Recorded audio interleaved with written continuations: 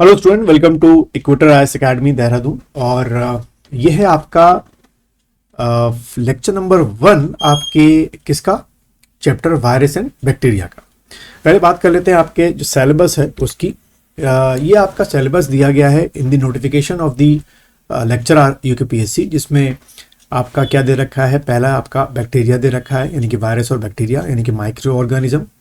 उसके बाद फंजाई हमको पढ़ना है, प्लांट डिजीज हो गया है, algae, bryophyta, pteridophyta, gymnosperm, angiosperm, non Chordata and Chordata, protozoa, cytology, genetics, evolution and behaviour, applied biology, plant and animal physiology हो गई, इकोलॉजी हो गई, reproduction and development in plants and animal यानी कि पूरी एम्ब्रियोलॉजी आपकी हो गई, बायोटेक्नोलॉजी हो गई, और मैथड्स इन बायोलॉजी हो गया। जैसे कि आपके टोटल नंबर ऑफ जो क्वेश्चंस हैं, अगर मैं यूकेपीसीएस लेक्चरर की बात करूं तो टोटल नंबर ऑफ क्वेश्चन जो हैं वो आपके 200 आपके क्वेश्चंस जो आपके आएंगे। ठीक है बच्चों। और जैसे कि आपको पता होगा कि ये सारे के सारे क्वेश्चन आपके एमसीक्यू टाइप आपके होंगे।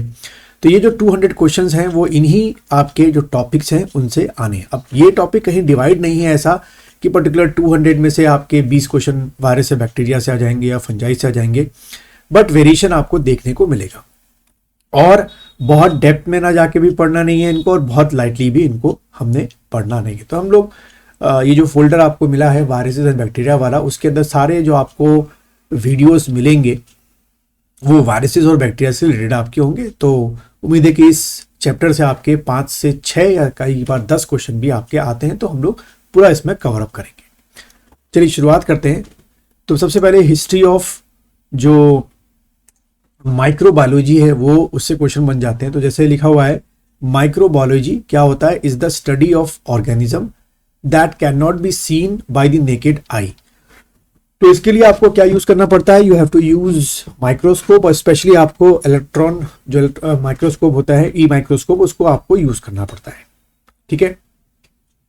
इन the field of microbiology has been given birth to several sub disciplines including virology अलग से पढ़ाई जाती है, पैरासिटोलॉजी अलग से पढ़ी जाती है, माइकोलॉजी अलग से पढ़ी जाती है, और बैक्टीरियोलॉजी अलग से पढ़ी जाती है। यानी कि कह सकते हो कि माइक्रोबायोलॉजी की स्टडी जब बहुत इन डेप्थ में की गई तो पता चला कि इसकी हम अलग से भी, वायरस बहुत अपने आप में वायरस बहुत बड़ा है, उसका हम काफ़ी जो उसके तरीके हैं पढ़ने के लिए, और बैक्टीरियोलॉजी, ये दोनों ही अपने आप में कई ऐसे वायरस मिले, कई ऐसे बैक्टीरिया मिले जिनके लिए डीप स्टडी जरूरी थी।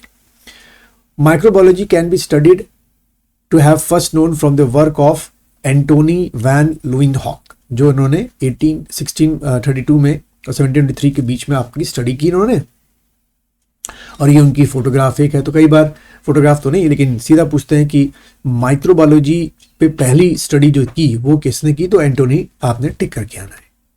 उसके बाद the golden era of microbiology begin in late 19th century and early 20th century where several disease causing microorganism were studied। ये डिजीज जो हैं आपकी किससे, जितने भी अब तक नोन वायरसेस हैं उनसे हम लोगों ने समझी, और जितने भी अभी तक आपके बैक्टीरिया है उनसे हम लोगों ने समझी। और आज भी कहते हैं कि कई ऐसे वायरस और बैक्टीरिया मिल जाते हैं जो पहले कभी भी स्टडी नहीं किए गए थे। Then the discovery and development of penicillin, ये वर्ड आप लोगों ने सुना होगा, by ground breaking work of Alexander Fleming.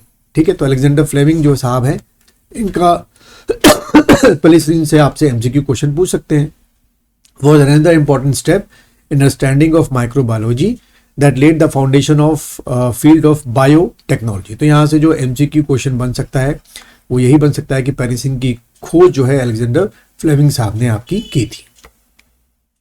Then Edward Jenner first introduce the concept of vaccination. तो एक क्वेश्चन यहां से बन जाएगा एमसीक्यू कि किसने जो कॉन्सेप्ट ऑफ वैक्सीनेशन है वो इंट्रोड्यूस किया, तो एडवर्ड जेनर आपको टिक करके आना है। Simple lenses credit to Salvino from Italy in 13th century, और इसी लेंसेज से भी काफ़ी स्टडी की गई। देन उसके बाद Edward Jenner first introduce the concept of vaccination. ठीक है। अच्छा, वही चीज़ रिपीट हो गई है। देन आते हैं टेक्सोनॉमी। टेक्सोनॉमी मीन्स क्या हो गया, एक ग्रीक वर्ड है जिसका मतलब होता है अरेंजमेंट और order, and nomos law or to assign to distribute or govern, deal with the study of classification of these organism. ठीक है, तो चाहे टैक्सोनॉमी आप माइक्रोबायोलॉजी में यूज़ करो, चाहे आप कॉर्डेटा में यूज़ करो, नॉन कॉर्डेटा में यूज़ करो, टैक्सोनॉमी की डेफिनेशन सेम रहती है। उसके बाद with the estimation of 13 million species existing on earth, only 1.7 million species are described which include a description of 1,56,000 microbial species. तो मैंने जैसे शुरू में बोला था अभी पहले पिछली स्लाइड में कि हम बहुत कम इनके बारे में पढ़ पाए हैं। Microbial taxonomy may be defined as the study of diversity of microorganism with the aim of organizing and prioritizing in orderly manner. ठीक है। Then the oldest mentioned classification comes with Aristotle, who divide living organism into plant and animal. तो इनका जो Aristotle का classification था वो तो खैर सबसे क्या माना जाता है, सिंपलेस्ट फॉर्म माना जाता है।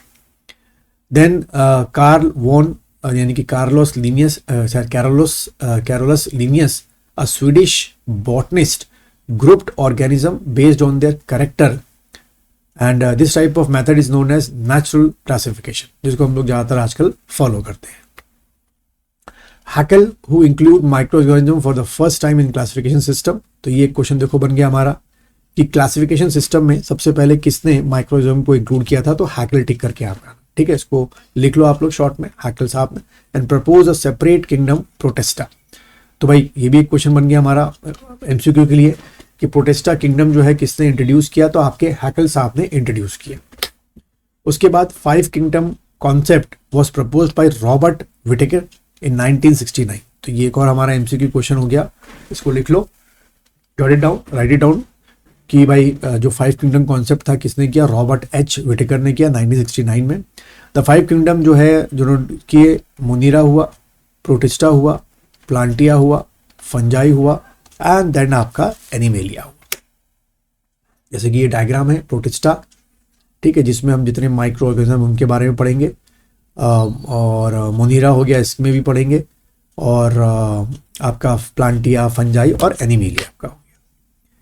तो ये जो माइक्रो क्लासिफिकेशन था based on what, cell type की प्रोकैरियोटिक है कि यूकैरियोटिक है, लेवल ऑफ ऑर्गेनाइजेशन है, सॉलिटरी है, कॉलोनियल, यूनिसेलुलर और मल्टीसेलुलर है, और टाइप ऑफ न्यूट्रिशन है। Member of Monera are the most abundant microorganism, ठीक है, मैक्सिमम जो माइक्रो ऑर्गेनिज्म है वायरस और बैक्टीरिया, आपने क्या टिक करके आना है, मोनीरा को बिलोंग करते हैं, which include prokaryotic organism such as bacteria, cyanobacteria and mycoplasm. इसके बारे में हम लोग अभी आगे लाने स्लाइड्स में या वीडियोस में पढ़ेंगे। They are primarily unicellular, mainly unicellular होते हैं Monera, and have cell wall except mycoplasm which lacks a cell wall. तो ये एक हमारा एमसीक्यू क्वेश्चन है कि भाई कौन सा ऐसा है जो लैक ऑफ सेल वॉल करता है, माइकोप्लाज्मा, ठीक है। And are of variate shape, जो हम पढ़ेंगे spherical, rod shape, comma shape, इसी के बेसिस पे बैक्टीरिया का क्लासिफिकेशन भी आप लोगों ने सुना होगा। दे इंक्लूड बोथ ऑटोट्रॉफिक यानी कि फोटोट्रॉफिक एंड आपके केमिकल के प्रेजेंस में आपका अपना फूड तैयार कर लेते हैं, या सन के प्रेजेंस में कर लेते हैं, या ज्यादातर क्या होते हैं आपके पैरासाइट्स होते हैं, ठीक है। उसके बाद the bacteria species is defined as a collection of strains, क्या होते हैं, कलेक्शन ऑफ स्ट्रेन्स होते हैं, that share stable property and differ significantly more in the group. तो बैक्टीरियल जो स्ट्रेन्स होते हैं वो भी फर्दर कैटेगराइज हैं, जैसे यहाँ पे दे रखा है, बायवर हो गए, मॉर्फोरस हो गए, फैगोवर्स हो गए और सेरोवर्स हो गए, ठीक है। तो ये आप लिख लो वीडियो को पॉज करके, ये भी आपसे एग्जाम में पूछा जा सकता है। देन एक ये आपका एक क्लासिफिकेशन है जो आने भी आपको बहुत मदद करेगा कि सबसे ऊपर domain, kingdom, phylum, class, order, family, genus और स्पीसीज, ये आप लोगों ने पढ़ा होगा अपने बीएससी में।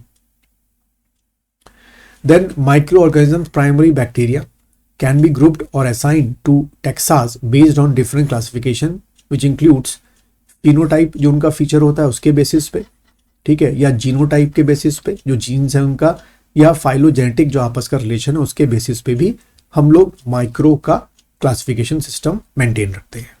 तो ये 3 आपको ध्यान में रखना है।